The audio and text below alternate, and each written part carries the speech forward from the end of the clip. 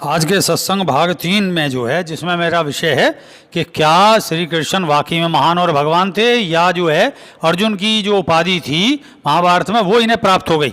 और इनके जो प्रचारक थे कृष्ण पंथियों के, तो उन्होंने ये आगे बढ़ चढ़ के इसमें से महाभारत में से ओरिजिनल महाभारत में सब निकाल के इनको महान बना दिया। तो जो द्वितीय भाग में मैंने इसे सिद्ध किया ही प्रमाणित के साथ में कि नकुल ने द्वारकावासी यदुवंशी और श्री कृष्ण ने बड़े प्रेम से नकुल का शासन स्वीकार किया, और नकुल के मामा शल्य भी प्रेम से उनके अधीन हो गए, और उनके सब रतन आदि भेंट लेकर नकुल ने जो है युधिष्ठिर के सामने उसको जो है दान को दिया, जो टैक्स था एक तरीके से।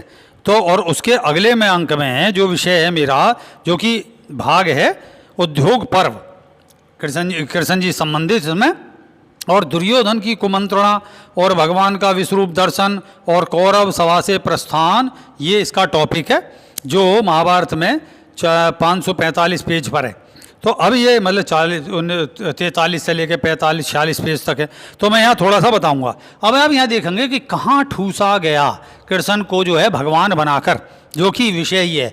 अब ये थोड़ा सा मैं पहले बताऊंगा, फिर उसके बाद में मतलब जो सुनो, और फिर उसके बाद में इसे देखो कि विदुर जी का वक्तव्य जो समाप्त होने पर भगवान कृष्ण ने कहा, दुर्योधन तुम जो अज्ञानवश यह समझते हो कि मैं अकेला हूँ और मुझे दबाकर कैद करना चाहते हो, सो याद रखो समस्त पांडव और वैश्विक और अंधक वंशीय यादव भी यहीं हैं।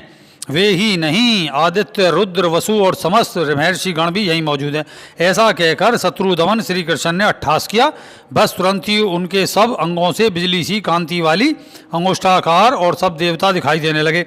उनके ललाट प्रदेश में ब्रह्मा, वक्षस्थल में रुद्र, भुजाओं में लोकपाल और मुख में अग्निदेव थे। आदित्य, साध्य, वासु, जो अश्विनी कुमार इंद्र से सहित जो मरुगण और विश्वदेव तथा यक्ष, गंधर्व और राक्षस, ये सब उनके शरीर से अभिन्न जान पड़ते थे। उनकी दोनों भुजाओं में बलभद्र और बलराम और अर्जुन जो है प्रकट हुए।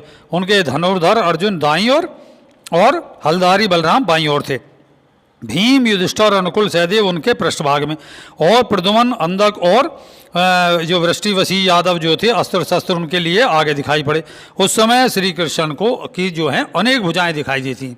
उनमें शंख, चक्र, गदा, शक्ति, सांग, धनुष, हल और नंदक खंडक लिए हुए उनके नेत्र, नासिका और कर्णगंधों से बड़ी भीषण आग की लपटें और रोमकूपों से सूर्य की किरणें निकल रही थीं। श्री कृष्ण के इस भयंकर रूप को देखकर सब राजाओं में भयभीत होकर आंख मूंद ली, और केवल द्रोणाचार्य, भीष्म, विदुर और संजय और ऋषि जो लोग थे उन्होंने ही दर्शन कर सके, क्योंकि भगवान ने उन्हें दिव्य दृष्टि दी थी। सभा भवन में भगवान का यह अद्भुत कृत्य देखकर देवताओं की दुदंबियों का शंखनाद होने लगा। आकाश से पुष्पों की झड़ी लग गई, और राजा जो है धृतराष्ट्र ने कहा, हे कमल नयन, सारे संसार के हितकर्ता आप ही हैं, अतः आप हम पर कृपा कीजिए। हमारी प्रार्थना इस प्रकार मुझे दिव्य नेत्र प्राप्त हों, और केवल आपके ही दर्शन करना चाहता हूँ, फिर किसी दूसरे की देखने की इच्छा नहीं है।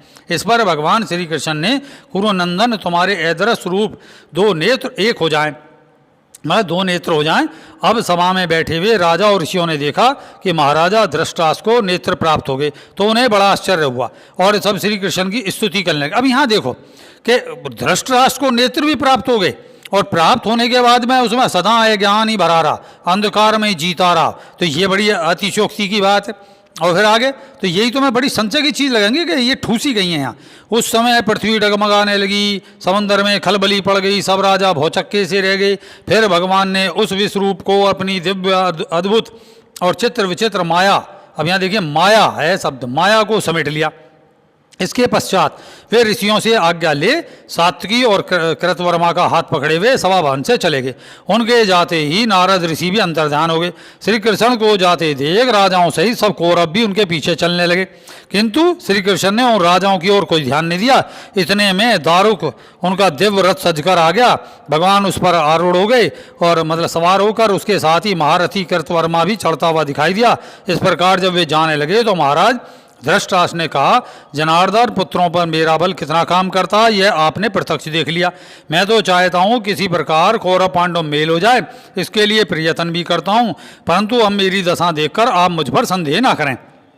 देखिए भगवान के दर्शन हो गए यहाँ हैं, और फिर भी अकल नहीं आ रही, और किसी को अकल नहीं आई, जबकि ये कहा गया है कि भगवान जब अपना विश्व रूप दिखा, अच्छा विराट रूप दिखा रहे, अच्छा डरावना ही रूप दिखा रहे थे, उसके भय से भी बुद्धि बदल जानी चाहिए।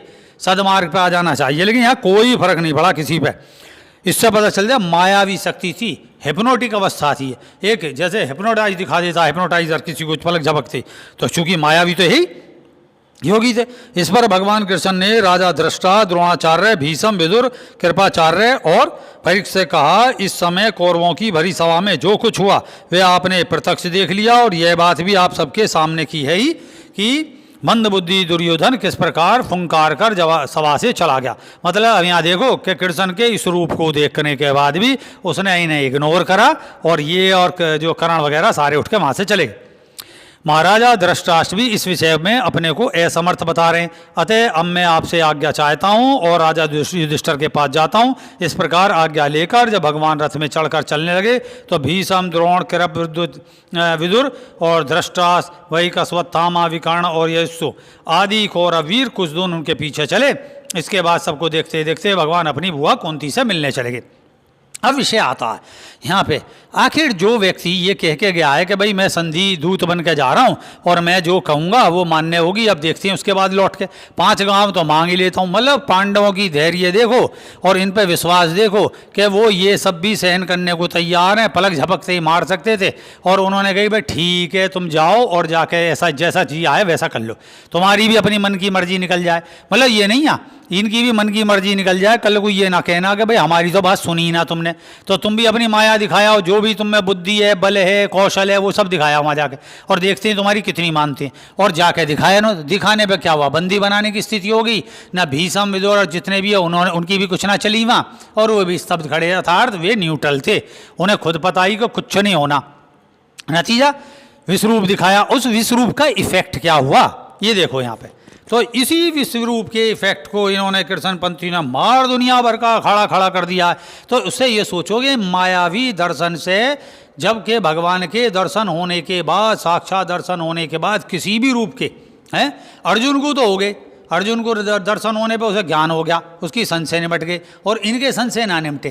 तो ये बड़ी अटपटी सी बात है। यहाँ लगता है कि महाभारत में पूरे के पूरे 6 पख कई पेज के ठूसे गए हैं। तो ये प्रमाण है। और इसके साथ मैं फिर आगे बताता हूँ कि जो आपके देखो विराट पर्व में जो कर्ण और उसको किस तरीके से अर्जुन ने जो उनको परास्त करा। तो अर्जुन महान और भगवान था, नर नारायण दोनों थे, समांतर थे, लेकिन समान होने के बाद भी पूरी ग्रंथ में आपको पता चलेगा कि अर्जुन ही ये सब पूज्य स्थिति का वो था स्वामी, और कृष्ण वगैरह जितने भी थे यदुवंशी सब इनके हाँ केवल मामा फूफी के होने के कारण दावत खावे, आते जाते रहे, क्योंकि इनके भाई वो बचावे। तो एक तरीके से जब नकुल ने इनको जो है समझिए कि सबको यदुवंशी और जितने भी द्वारकाधीश और अपने मामा सब जो है सबको नमस्ते करा ली और सबसे टैक्स वसूल कर लिया, और स्वेच्छा से करा, नहीं तो लड़ते क्या होता, मारे और जाते। तो इसलिए ये पराजित हो गए, एक तरफ होते। तो यही सब विषय मेरा यहाँ है, और आगामी प्रमाण के साथ बताता हूँ। ओरिजिनल महाभारत को पढ़े करो, इन सब पे विषय पर ही मैंने ये केस डाला है न्यायालय में कि भाई जो है इन सब भाष्यों से छेड़छाड़ नहीं करी जाए। ये जो तथाकथित छेड़छाड़ करने के नाम पर मूल महाभारत बिगाड़ दी गई, और उसके साथ उसको बैन कर दिया गया कि भाई नहीं तुम जो है ऐसा मत पढ़ना, क्योंकि अशांति आ जाएगी, तुम्हारे दोष आ जाएंगे, घर में कलह खड़ी हो जाएगी। क्योंकि अगर ये पढ़ा जाता तो पता चल जाती कि कृष्ण इज नथिंग, कुछ नहीं थे, तो वो जो है अर्जुन की मूर्तियां लग जाती, अर्जुन के मंदिर बन जाते। तो सवाल उल्टा होता कि वहाँ रथ पे खड़ा हुआ अर्जुन उपदेश दे रहा होता और कृष्ण जी सुन रहे होते उस पर। चित्र तो यही होना चाहिए। लेकिन अब बड़ी आग लगेगी इस बात को, बहुत से जो है नेगेटिव बात कहेंगे। कहो उससे क्या, जो प्रमाण है मूल ग्रंथ पढ़ो, और पढ़ के तुम देखोगे उद्योग पर्व में कि आगे जो है फिर इस तरीके फिर मैं बताता हूँ, और इसी के साथ फिर मिलते हैं। जय सत्यम सिद्धाय नमः।